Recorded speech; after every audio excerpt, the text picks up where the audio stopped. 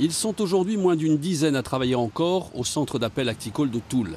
Ils étaient 200 salariés en 2010, ramenés à 80, puis récemment à une quarantaine. Seuls 5 d'entre eux ont accepté la proposition de la direction d'aller travailler sur le site de Nancy. On fait avec, de toute façon, c'est quelque chose qui est connu déjà depuis maintenant un bout de temps. Donc maintenant c'est les derniers jours et puis voilà quoi. Donc ceux qui descendent à Nancy, puis les autres ils finiront demain du coup.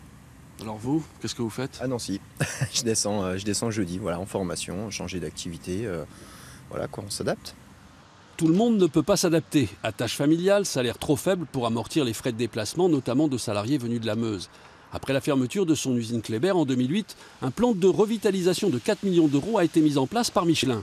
Réussite la plus visible de ce plan, les 200 emplois installés ici 2 ans plus tard par Acticol.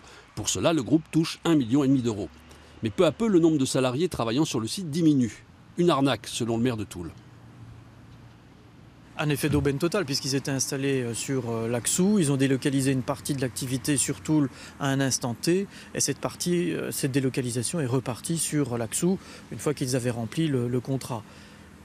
Il n'y a pas de problème réglementairement, mais c'est immoral quelque part d'avoir profité de ce plan de revitalisation de Michelin. La fermeture de la plateforme téléphonique de Toul avait été annoncée dès 2016 par la direction.